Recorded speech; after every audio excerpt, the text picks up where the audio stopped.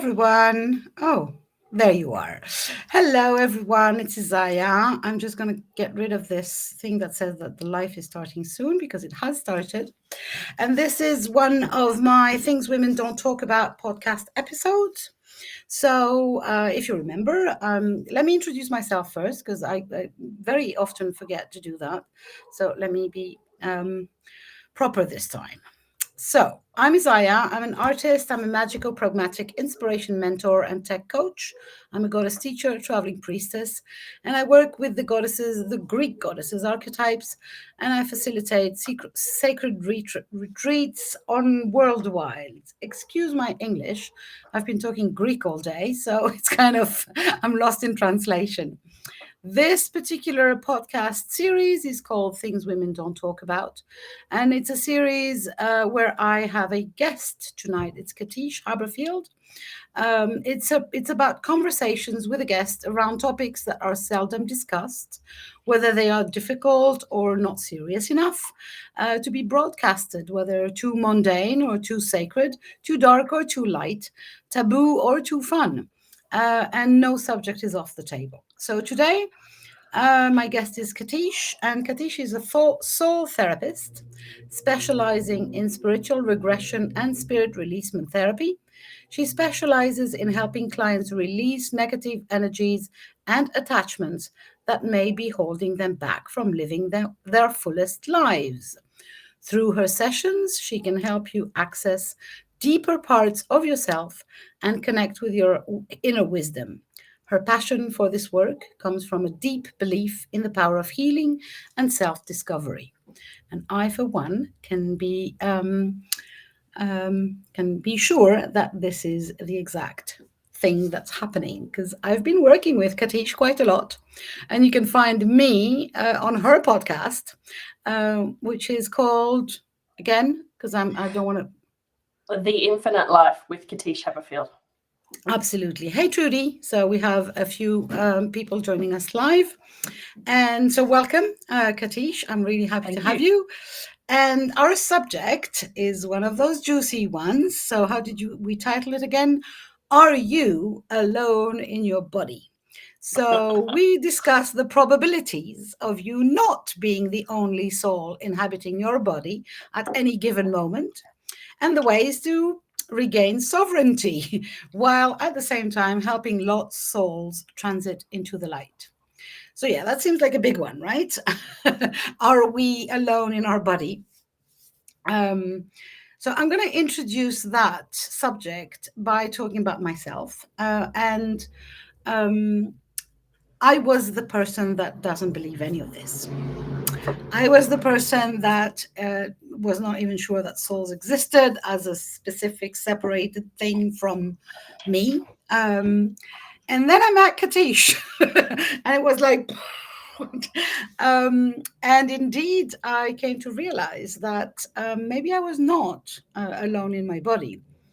And it was really so interesting to see that for me, the fear was what kept me small. So, is that something that you experience with many people where you start talking about spirit and souls and Well, it is very confronting, don't you think? We're not taught about this sort of stuff. It's not like no. maths 101, add two numbers together and you get a greater number. Well, this is about adding souls together that shouldn't be there. It's not in your standard curriculum. You don't learn about past lives. And in fact, it's very rare that people talk about it to their children or even to themselves. So yeah, it's kind of Agreed. And it was made to be. Yeah, exactly. And for me, it was also surrounded with a layer of fear, kind of. If I'm not alone there, for sure, the others are not well intentioned, which is not true either. I came to realize that maybe I was not alone, but the others were not enemies if there were others. And that was another step into me being okay with being less afraid, basically, and with learning more. Do you think we should teach that? Or, because knowledge, it decreases fear, kind of, you know. Yeah, I teach it. That's what my podcast is, teaching through action. We do have a large battle ahead of us in the fact that reincarnation is not accepted as a metaphysical or scientific fact yet, despite the fact that it was part of religion and has been part of most religions, and the fact that it was taken out of the Christian religion in the Nicene Creed. So Christians did believe in reincarnation, and said, "Thou shalt not anymore." And since then, we have been used by the powers that be to control thought by keeping us in fear. And I'm not a fearmonger, but keeping us in fear by thinking this is our only chance, this is our only life, and we have to follow a set of certain strict rules. Otherwise, we shall go to hell. Yeah, I get that. So, what do you believe? What do I believe? I believe that. Or what do you experience, rather? Yeah, because it's not a belief question, you know. Yeah, no, I have experienced and can remember many past lives, and have specifically gone into regression sessions to check out the facts, so to speak. And when I check out the facts, I know them to be true because I experience the intense emotions of the specific moments of those lifetimes. They're the bits that are hard-coded, so to speak, into who you are, because your memory is a filing cabinet and it remembers all lifetimes. And so I know that reincarnation is true because I have memories of many different lifetimes. And I remember now that there are certain things in my childhood that were pointing me to and indicating certain past lives, because things that I knew about or things that I'd been to, locations, triggered deja vu. And it is sad that that's the way that humanity has evolved. But hey, you know, we can change that through talking about it. Yeah. About attachments and whether you can have multiple souls living with you. Yes, that's the next step. But I think it's very, very important for understanding mental health issues. And again, you know, like I might now have just suddenly got a big cross against my name because I'm not a registered psychotherapist or psychologist. But there are many books published by people with PhDs in psychology and psychiatrists who have used spirit releasement therapy to help clients in the field of psychology and psychiatry understand cases where there are spirits who are different to the ones that were with you, Isaiah, who are actually negatively intended and causing bipolar and multi-personality disorders of sorts. I have to be very clear here because, you know, there's a technical medical definition, and then there's I hear you. Spirits I hear you. acting like you have NPD. We're not diagnosing people here. No, but still they appear the same. They appear the same. same. And so one of the things is that when you have mental health issues and you are using medication to alter your consciousness, you're not addressing and checking first to see which of those thoughts are actually yours, which can be removed gently and guided to the light. And so I would love for people to understand that anxiety can be caused by attachments. So can ADHD symptoms, sensitivity symptoms, multi-personality kind of symptoms. But ADHD is a really really interesting one, because I think there just happen to be a lot of people, who do have and do classify themselves as having disorders and getting medication for it, when it's actually just that they have grandmas or aunties or uncles or cats attached to them who didn't go to the light when they died. Yeah, and that's a big concept, and I don't expect humanity to get it straight away. No, but you know, we're not in a hurry for anything. But you know, as a client myself, or as a guinea pig of that, I can attest that the amount of freedom that I felt, the amount of space that was liberated in my psyche, the amount of things that I'm not doing anymore, that I'm not thinking anymore, that I'm not feeling anymore, because they were not mine, basically, is incredibly important. I mean, like, we're talking huge parts of me that were not of me. And that is really so cool. Now, of course, my next step, or as again as a guinea pig, or considering myself as a guinea pig, you'd never treated me like one.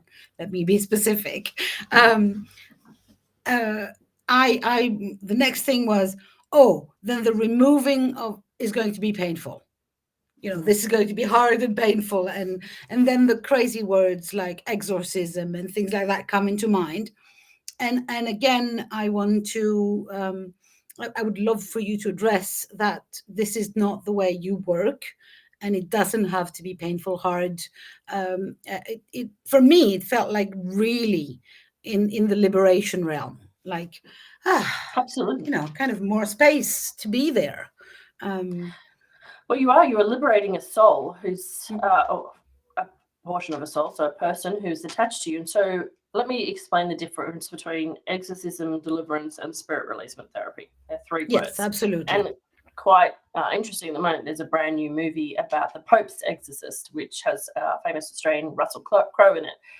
I'm not going to go see it. I've seen the shorts, and that's enough for me. I don't recommend you see it either, but it's based off a true story, which is about the Pope had a sanctioned and official exorcist. Now, in the Catholic Church, exorcism can only be conducted by appointed officials. Okay, and so you can go to YouTube and Google the actual exorcist, and you can see some live sessions, and it's quite distressing to watch. Actually, you'd be a tough soul if you didn't cry watching these people go through exorcism, because what happens is that they just lie down on a couch, or they sit on a couch, and the Pope starts doing his rites and blessing the person. Usually the family's there, but what they do is the Pope. Sorry, not the Pope. The Pope's exorcist. He, in Catholicism and a lot of religions, they believe that all spirits are inherently evil. Now, there are some spirits that are evil. Let me tell you that. And and I have worked with demons as well, real life demons, but not all of them are, and it's a very, very small percentage which are. So they start from the fact that all spirits are evil spirits, and they are manifestations of the devil. And so they start off by provoking the devil. So they start talk to you as though they're talking to the devil himself, and they just start slandering, being like a bully in a schoolyard, just throwing verbal attacks. And so what happens is you see the person in a chair recoil, and as they recoil, they are overcome by this so-called negative spirit. Whether they are negative or not, they will then act as a negative spirit, and they will start thrashing around. And nobody likes to be aggressed, verbally assaulted in a really negative manner. And so all of my discussions with spirits of any kind have actually discovered that if you speak with compassion and kindness and care and find out who the soul is and who sorry, we're getting some interference right now on the screen. Yeah, the sound is fine. So this is going to be majorly an audio. So just ignore this. I don't know how it happens. Maybe we're doing something, the spirits are talking to the internet. But we're mostly audio, so never mind. It's usually when spirit comes past, if there is somebody floating around in your house or my house that's not necessarily attached, but they know that there's somebody who knows how to cross somebody over, that we see that interference on the screen like you just saw. Yeah, who's with me, Trudy? Yeah, that's right. I'm a magnet in time and space. If we talk about something, I won't digress. So anyway, so that's exorcism, is where you do that, and then they drag the spirit out in the name of God.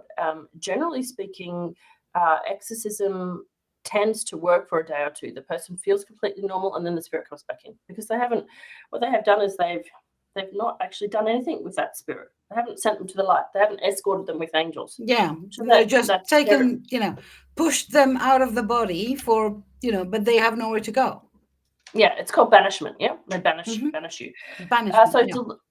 Deliverance is a term which has been more used with, say, the Anglican Church and the non-Catholic parts of Christianity. And deliverance it comes from the Bible passages, deliver us from evil, and deliver us from evil. Yeah. And it is a way of going through and doing work with a priest or a minister, forgiving all the things that have happened to your life in a conscious level, and then going through rites and rituals again to, I guess, remove a spirit. Spirit releasement therapy is taking you into a hypnotic state, very super relaxed state, taking you up to a safe space, which is in the celestial realms, where you meet with your spirit guides, and then you actually do a body scan. And in the body scan, you identify any sounds, any sensations, any feelings, and locate it on your body. And so we ask the person to, I guess, sort of view themselves from above and imagine they have like a crystal wand or a lightsaber of some sort, and they can detect parts of their body which feel like they shouldn't be hurting or shouldn't have a sensation, like itch, scratch. And then we ask the question, if that itch or scratch or noise could say something, what would it be? And this is a principle which is used in other healing modalities as well. Yeah. It's the way to remove illness from the body. The somatic information in the body knows what's going on and why you have an illness or in the body. And so it's a dialogue-based discussion, and we find out what is this? Is it just simply an emotion that you've stored in the body from this life? Because I guess the important thing that I want to really let people know is that your thoughts and emotions become manifest in this world. Yeah. So when you have a thought or a fear, experience a major emotion, if you don't process that properly, it gets stuck in the chakras, the meridians and nadis, the muscles, the tissues.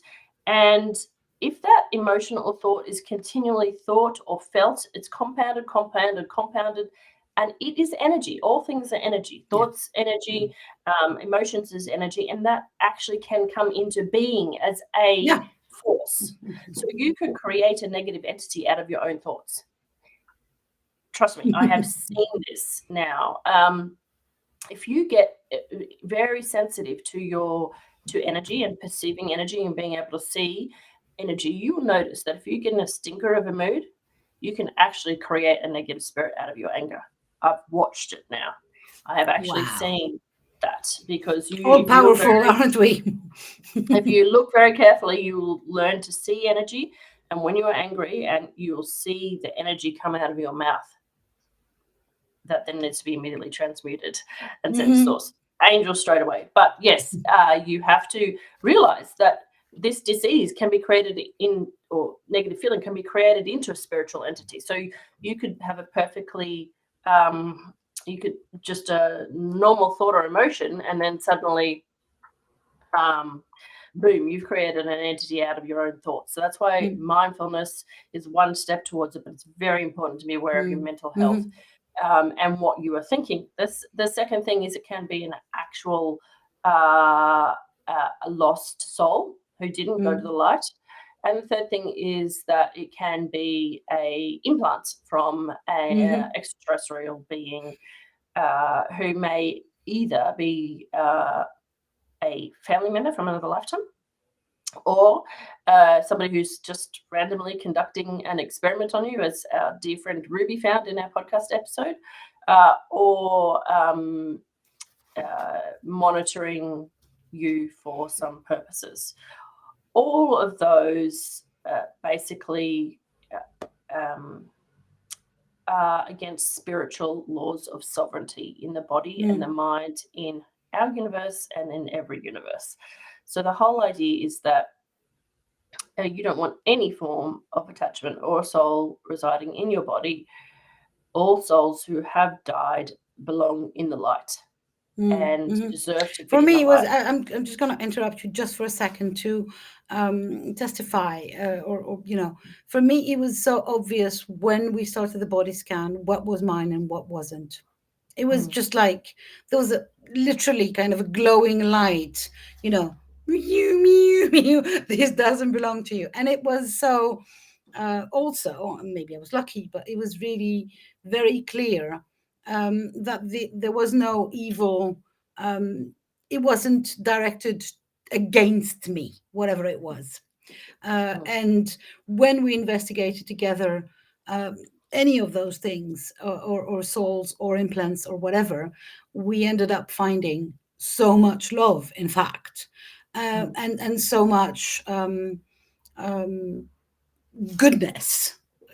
Everything was kind of done in good spirit, if I may provide this joke. But and yeah, that for me was really that it felt foreign, so it wasn't mine, but it was not ill intention towards me, and it was just a kind of crazy circumstances, or even a weird way to take care of me, or Yes. of a part of me. Yeah, we find that what happens is that, let me just also be very specific here, that you can have an attachment in this lifetime that's brand new. Like, you walk past a hospital, you are energy sensitive, you haven't protected yourself. So very quickly you can just surround yourself in diamond white light, encase your energy. Because hospitals are full of people who die, right? And so a lot of them die on the emergency table in the operating theatre. There's nobody who says, look for the angels, look for the light. And so there's lots of people floating around the hospital. So they will, a lot of my clients walk past the hospital, go visit a member, they get an attachment. The second part is that, and I know that I think you experience this, is that, so what happens is that when you get an attachment in a lifetime, any lifetime, right? When you die and go up to the light, they don't, right?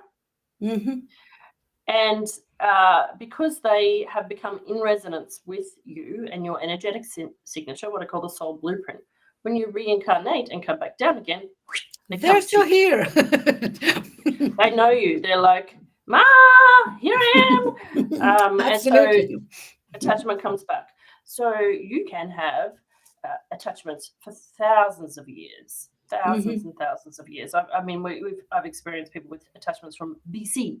So it's fundamentally important that we do talk about this, because the souls that are attached to you are doing a number of things. One is they're looking for safety. The lower astral realms, the place where you go to begin the journey to then go up to the light. So it's the darkness that you see, the tunnel, is a place of negative energy. It's all the confused and lost people who didn't know to look for the light or didn't believe to look for the light.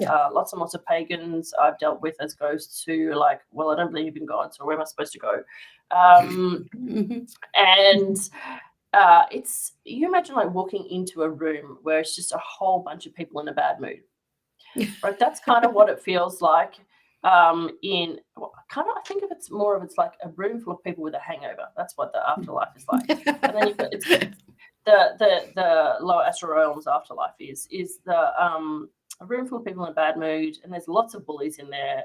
Plus there's the lower astral realm beings, and none of them can see each other. They're all feeling angry. They're all feeling lost. And if you have somebody walk past that as a bright light, or is in resonant to how they felt at the time of the death, or is similar to what they look like, or somebody who is married to them or something, then of course they're going to go towards you for safety. But the thing is, they haven't gone to the light, so they haven't received healing. So they died of cancer, right? They still have, their etheric body is still in resonance of that dis-ease. Okay, and so they still feel the dis-ease. If they died in a car accident and they're full of blood and broken bones, they still feel that, the poor people. They haven't magically healed because they haven't gone to the light. haven't had angelic assistance. And so from a compassionate nature, we want to get them healed for a start, no matter what happens. Yeah. We want to get them healed so they can raise their vibration so they can go to the light. Secondly, we want their soul to be able to have a discussion with an angel that says, what just happened to me?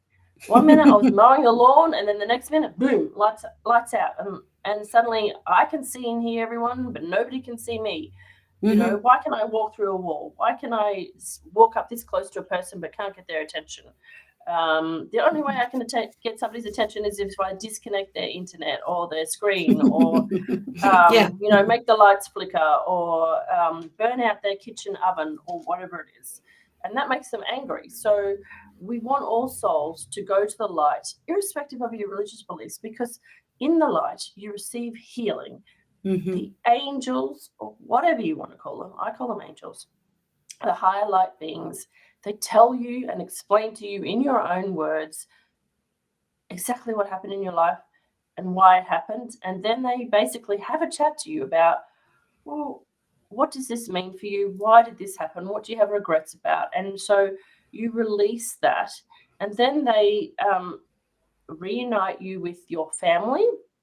And for some people, you just, depending upon the amount of trauma, you go to a special healing room, you receive healing for a very long period of time. When you finished your healing, then you may go to halls of learning to learn something that you didn't know about that would have impacted your incarnation more positively. And then you go to your soul council, and your soul council is your team that goes, right, let's talk about that incarnation. What were you happy with? What weren't you happy with? Let's pull out the document which said this is what you're supposed to do in this incarnation, and let's say, what do you want to do next? And then they'll go, rightio, soul family, who's coming along for the ride? Who wants to be in on this, and what roles are you going to do? Yeah, and no way they're going. No way they choose to be attached to somebody else anymore. Yeah, well, attachment isn't in the soul's plan. It's not. There's nothing that says you're going to go to Earth and then you're going to have 75 attachments. It's not part of that process. So, yes, attachments are draining you of physical life force as well. Draining you of physical life force, which is not good for you and not good for them. And importantly, when they died and haven't gone to the light, as I said, whatever was resonant with them is now resonant with your body. So if they died with some kind of a terminal illness, your body is residing and resonating with that. And I have got clients who have manifested the same terminal illness as the poor soul who was attached. So there could be no reason for them having that dis-ease in this lifetime, but they have it because of the entities that is attached. Importantly, also their mood at the time of death. So anger, sadness, grief becomes part of you. And then depending upon the character, that like they have the same personality because they haven't healed, right? So depending upon the personality of the soul that is attached to you, they will either just hide in the shadows of you and just do nothing, or they will go, right, this is my granddaughter and I don't want her doing that, so I'm going to influence her thoughts so that she doesn't do this, which you've experienced, right? Yeah. I'm going to give her a perception about this part of her life. And it's not your perception. You're being clouded by what they thought of themselves and then what they thought of you. Yeah. So it's really very fascinating you can almost like carve your thought stream and pull it aside and go, this part here doesn't belong to me. This part doesn't belong to me. That's somebody else. Oh, and this thought here, that's a belief system of the 1500s when they were alive. Yeah. That's not even mine. That doesn't, you know. So when you move across, for me, one of the souls that was attached to me was died in fear.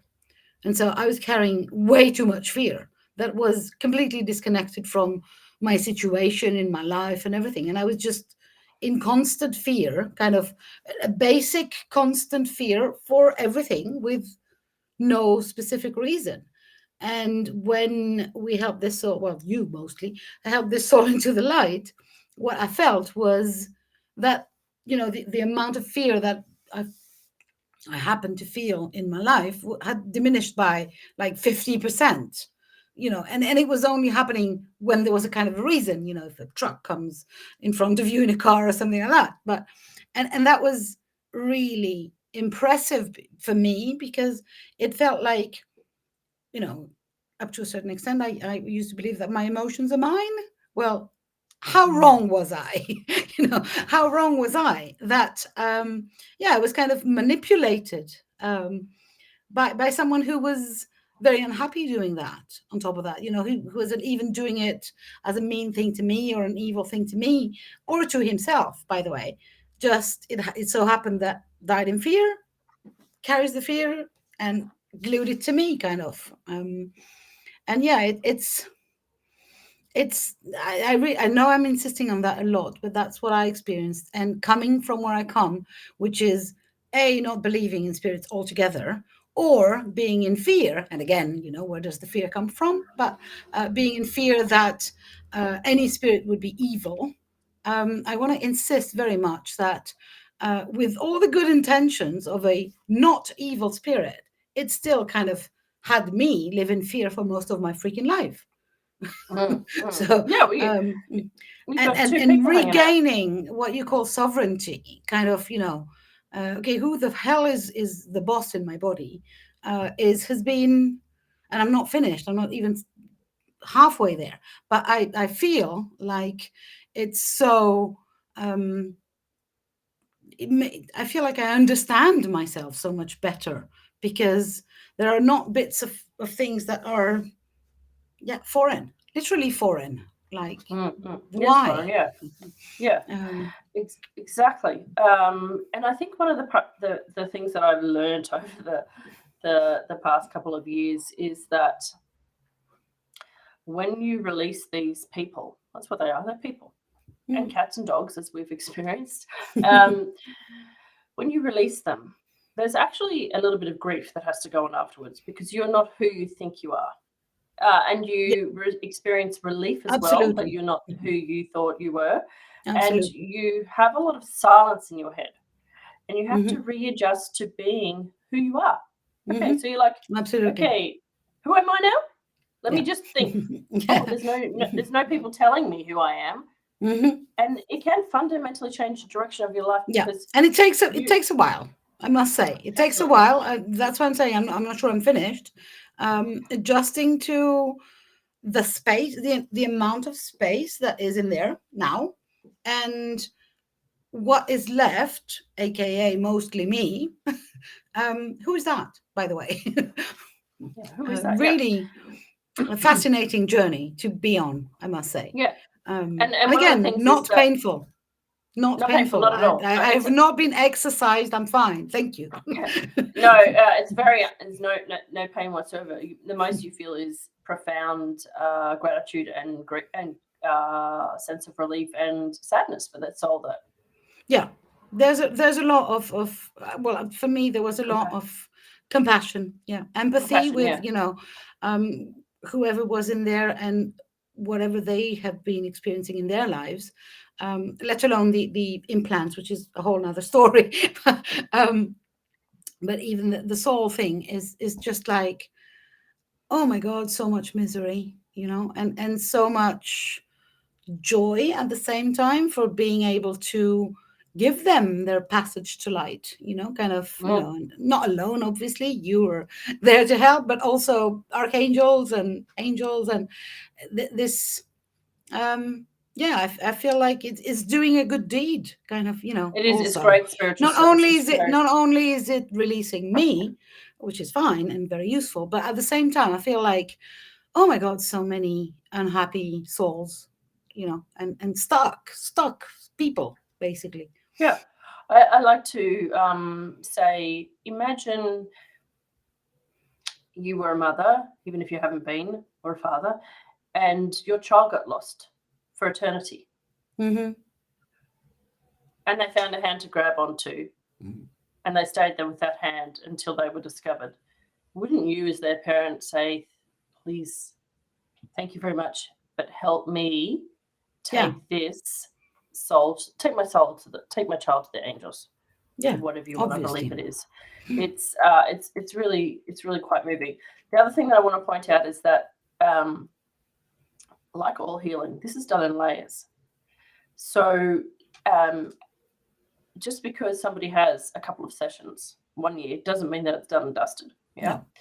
As you heal and as you step into your power, the different healing and as you step into who you are will then shift any further attachments up. So I can only talk about my own self in that a lot of the attachments are stored deeply in the chakras.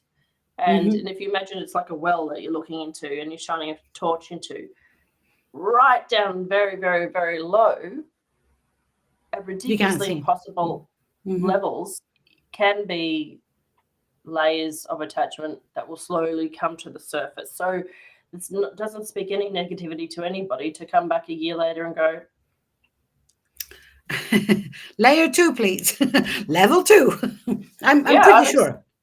Yeah, I've experienced it myself. And so sometimes it can be, initially you clear this life stuff, the stuff as you were walking past that somebody attached to you, and then you might have been a nasty old bastard in a lifetime, which I've been. And, you may have caused great chaos, and your ex-wife attaches to you out of spite.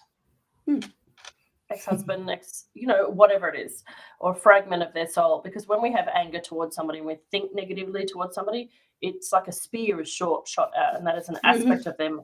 An aspect alone can attach to somebody. And so I've had an aspect of the soul of somebody I was once married to attach with great negative feeling to me.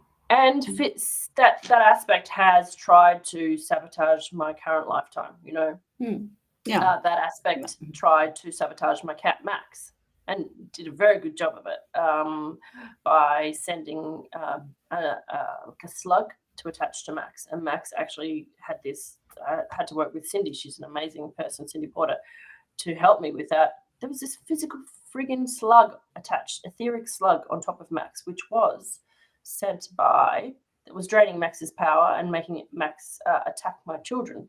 And I was like, this is not Max's behavior. And we cleared that. And then we found way down an aspect of somebody I'd pissed off in a previous life. And that aspect had enough consciousness to direct anger. So really important to live your life and clear and heal regrets and leave this life without anger towards other people. Can I ask, because we're getting close to the end of this, because I'm trying to keep those under 45 minutes. Can I ask, why would someone think I need a session with Katische to see if I have a spirit attached? What are the symptoms? Let me go, because I came to you through other ways and not because I was conscious enough. I was unconscious completely. But I'm guessing, there are symptoms that people... Yeah, so it's different for everybody. Some people physically can be being attacked by spirits in their own house. So there are like ghosts in the house that I remove ghosts in house as well now. So they can be living in your house and it's sleeping at night and you're getting attacked. Secondly, it can be that you can hear them. Some people can actually hear them. So they're the outlying cases. Generally, it's with anything to do with this, it's like I have an irrational emotion, fear, or thought. I have something that is sticking to me, although I'm trying to do all the right things. Yeah. It's like I have this belief that doesn't make sense. Like anyone that would look at me in my life would say, why does she believe that? That's totally out of line with her personality.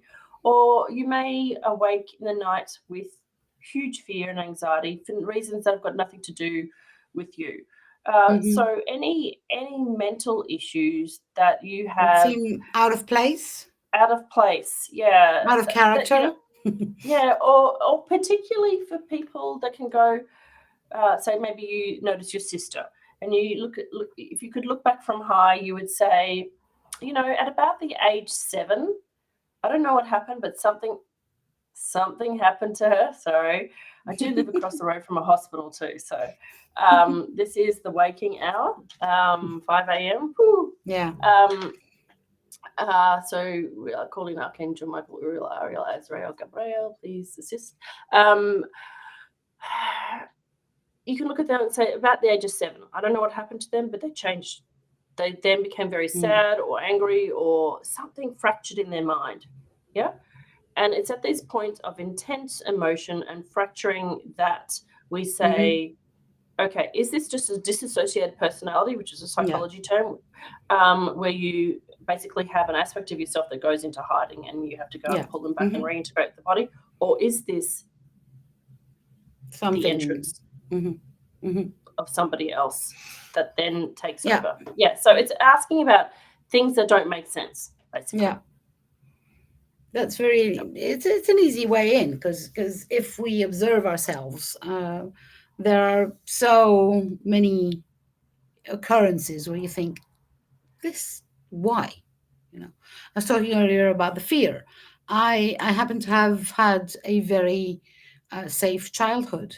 So the reason why I was feeling fear day in, day out was obviously out of character, you know, and out of logical reasons. And had I been less unconscious, I would have thought earlier about maybe it's not mine. So, yeah. Can I just leave one last thought too? Absolutely. For those of you, and please hear this with the background that I trained in wineries and worked in wineries for many years. I went to university to study wine. Okay, so no dissing the wine industry. Sometimes these things happen when you alter your consciousness through alcohol, tobacco, vaping, any kind of smoking, psychotropic drugs. Whenever you alter your state of consciousness, and meditation, you have to always surround yourself with the diamond white light. Alcohol is the number one way that you basically, it's like if you imagine you turn your aura on and off. Bing, bing. Alcohol, tobacco, smoking, and any psychotropic drugs, any time that you're in an altered state of consciousness, boom, your aura goes down. Yeah. If you smoke, your aura gets shredded. So most likely, for most people, it's that one time at the open pub door where you drank way too much. And I have this coming up in the podcast later this year, where you've gone, oh, I don't remember going home. Boom, you're in the pub. Pubs are notorious for being, just ask any psychic, a ghost hunter, they go to pubs because that's where they hang out. Don't drink alcohol is my humble. Yeah, I would adhere to that one. I was a smoker for 35 years, and when I quit smoking, or rather when I became a non-smoker again, this is also a time where I felt so much more safe. And I can't explain that. This is the word that came to me. This is the feeling that came to me after something like a month of not smoking. I felt safer, which made no sense. Now it does. Thank you for the explanation. It's tobacco shreds your aura, and your aura is your protection, and it's also your aura is your immune system. Yeah, really, really very. Thank you. This has been awesome, which I was expecting, but even better. Thank you so much. So if you guys are curious now to investigate, where can we find Katische? You will find all her promo, all the links to her website mostly, and to her podcast, The Infinite Life with Katische, under the video or above the video. If you're listening to the audio on my podcast, every detail will be there. The basic link is https //katische.com. So it's an easy one, except Katische. Look at how it's written under the video. And if you want to listen to her podcast, there are so many episodes that are like, for me, it's like watching a detective story. Every time I listen to one of the podcast episodes, even my own, it's like a detective story, and an amazing one. So I just want to say how much you humble me, and I'm so happy to have met you in my life, and how important is the work you do, both when you do the work and you explain the work as well. So thank you very much. I'm so happy that we could have this conversation and maybe share a little bit more of the knowledge so that people get warned that things might be happening to them that they don't need to suffer through. That's exactly right. Thank you so much. And souls can be saved at the same time. So amazing. Right. Win-win situation. Thank you very, very much. I will see you around. The next episode is in less than a month. And I have no clue with who because it's not organized yet. So I'll talk to you later. Thanks again, Katish. Bye for now.